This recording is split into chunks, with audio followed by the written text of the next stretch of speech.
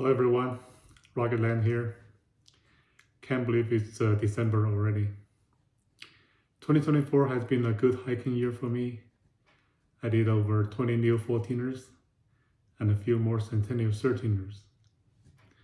In this video, I'd like to list my top 10 hikes for 2024. Hope you enjoy it. Thanks for your support.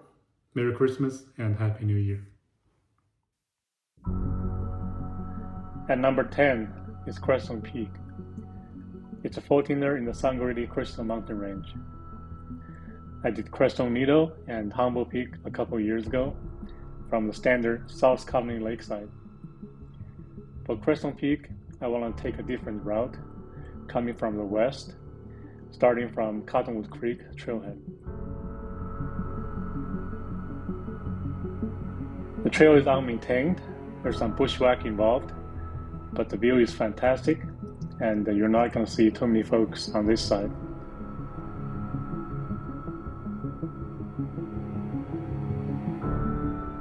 The trail merges into a standard trail at Cottonwood Lake, and then go up the Class 3 Red Gully, pretty much all the way to the summit.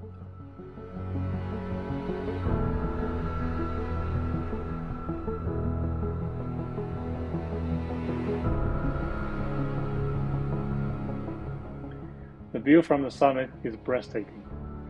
You can see all the 14er in this mountain range, as well as San Luis Valley and Wet Mountain Valley on either side. Crestone Peak is my number 10.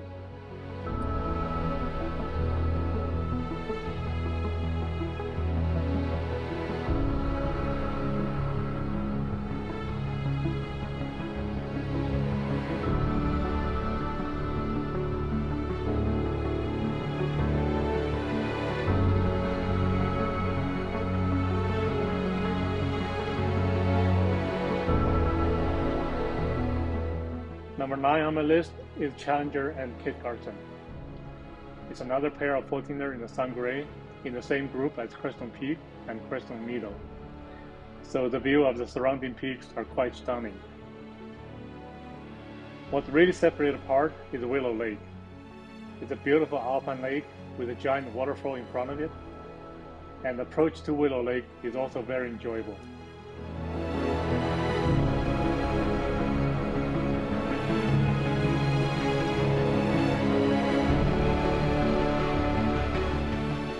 The climb up to Challenger is loose and messy, but once you reach the summit of Challenger, the remaining route to Kit Carson is fun and exciting.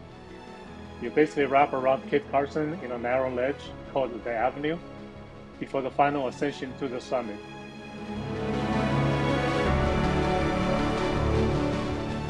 Again, the view just can't be beat. So Challenger and Kit Carson is number 9 on my list.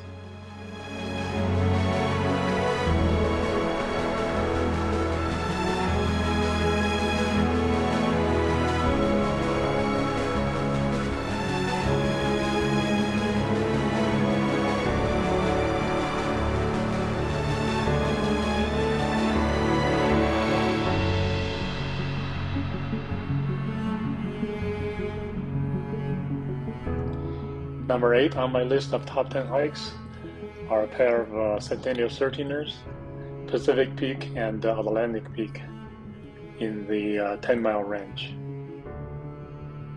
I started from the beautiful Mayflower Gulch near Copper Mountain Resorts and went up the Class 3 West Ridge of Pacific first. The climb of that ridge was fun and exciting. And the summit of Pacific is probably one of my favorite 13er summit in all of Colorado.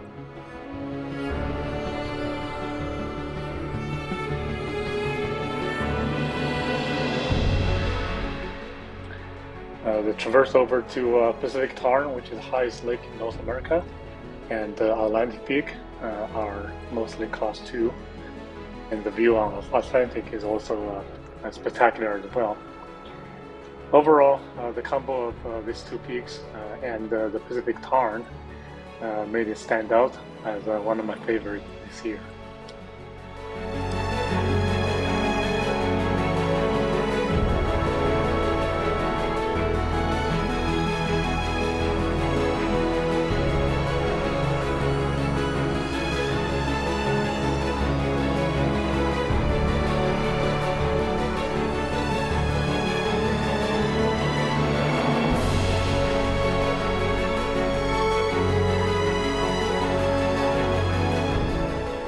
At number 7 on my list is the Blanca Group.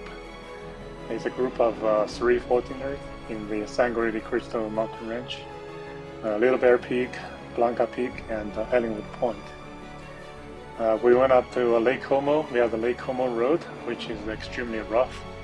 But once we're at the lake, the surrounding is just spectacular. We climbed the Little Bear Peak the next day via the Hourglass Gully. It's probably the most difficult standard 14er route in all of Colorado, but the summit is spectacular.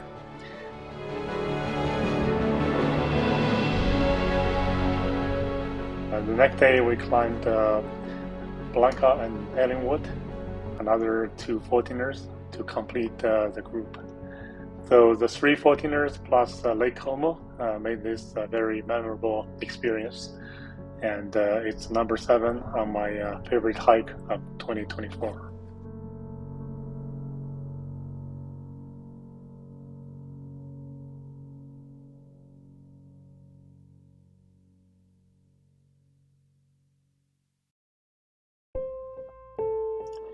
And number 6 for 2024 is Dragon's Tail Couloir. It's a snow climb in Rocky Mountain National Park, and it's a classic. So you start out by approaching Emerald Lake, and then basically just going straight up along the Couloir, about 1,700 feet. The steepest section is about 55 degrees, so quite steep.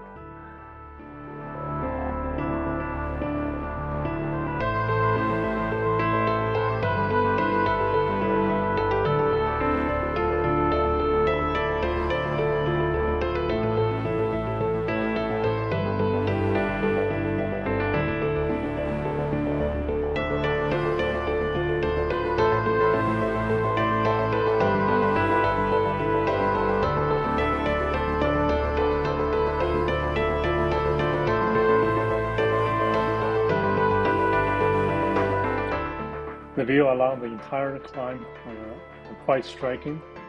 You can see Long's Peak, and obviously you can see Emerald Lake down below, and many other peaks.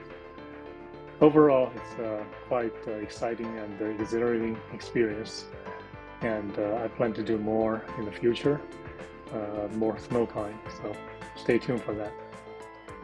Dragon's Tail Couloir, my number 6 for 2024.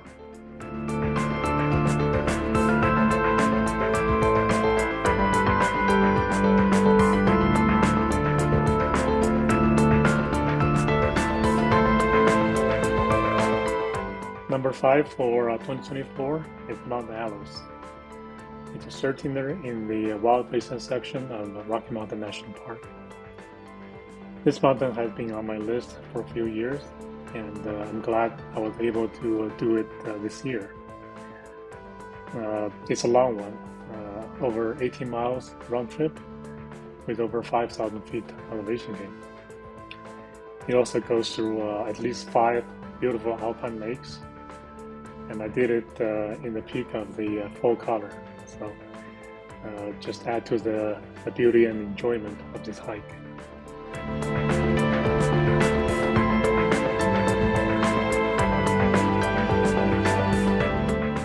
I climbed up the Hourglass Ridge of Mount Alice. It's interesting, but not technically challenging, and all the lakes are quite enjoyable and beautiful. And you see very few people once you go beyond the maintained trail, so you get enjoy the serenity for many hours.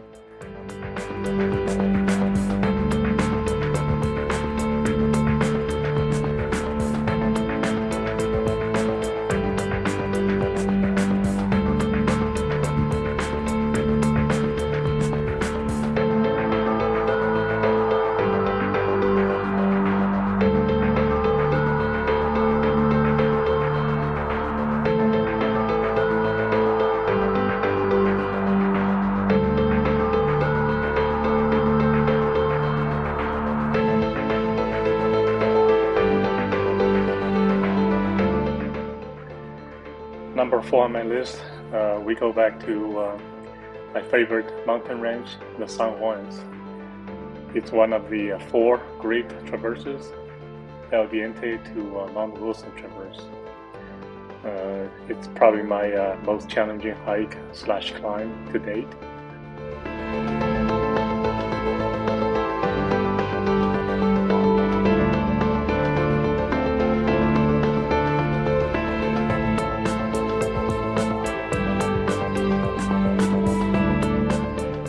The view of San Juan never disappoints, and this one is no exception. We went in mid-July, and there are wildflowers everywhere. The climb was challenging as expected, but not too scary. So my friend and I had a great time doing it. We even glided down Mount Wilson afterward. So a very fun trip, and we knocked out both 14 years in one trip, and had fun doing it. So Mount Wilson and El Diente are my number 4.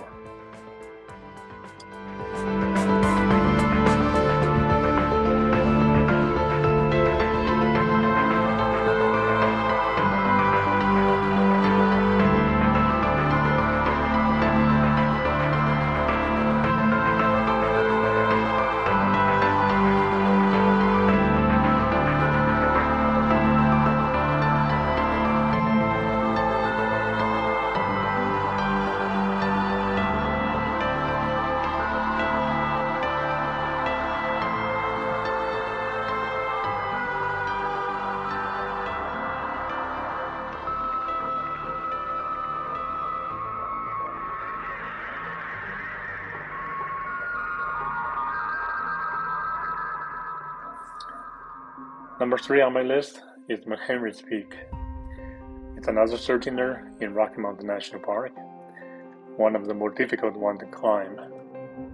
The approach along Glacier Gorge is quite beautiful, and Upper Glacier Gorge, in my view, is the most beautiful part of the park.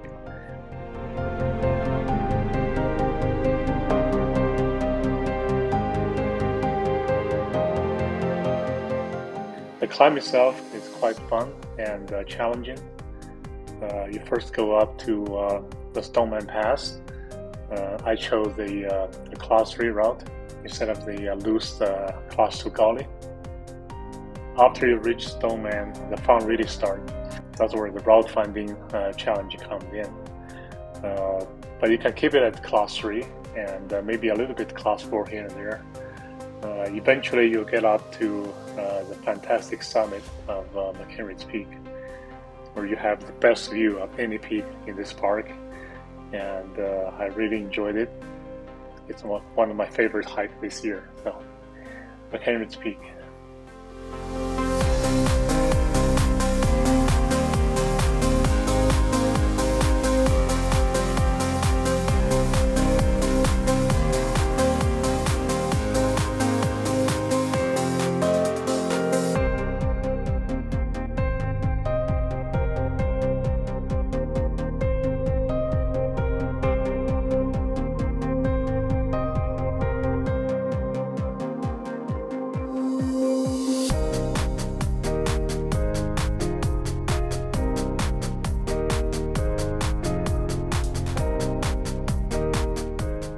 The number 2 hike for this year is Chicago Basin.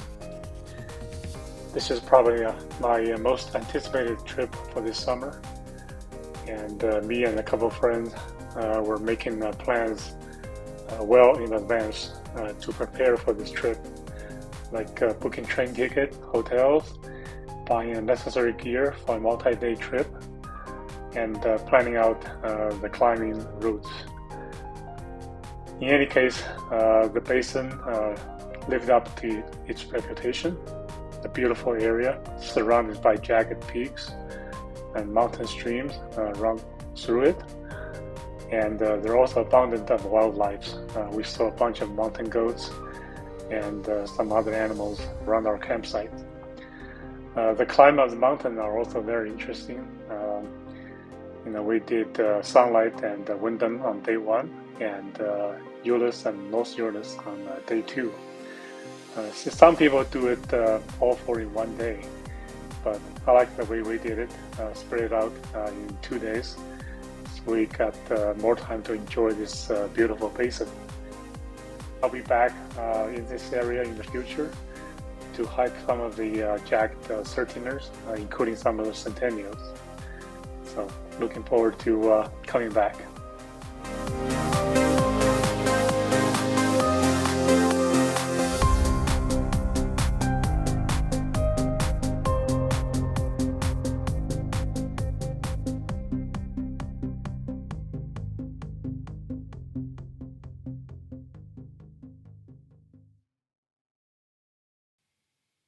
My number one hike for 2024 is none other than Crestone Peak.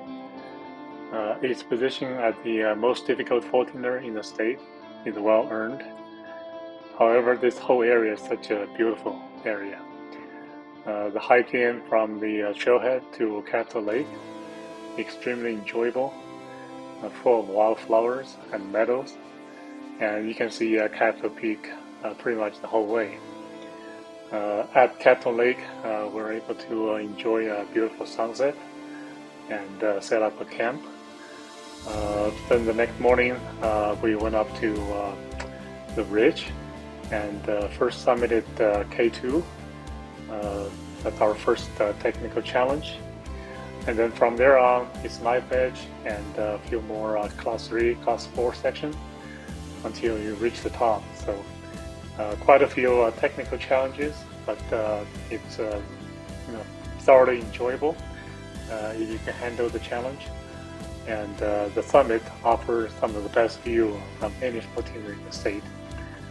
You get the whole Elk Range in your view and some beautiful lakes down below as well.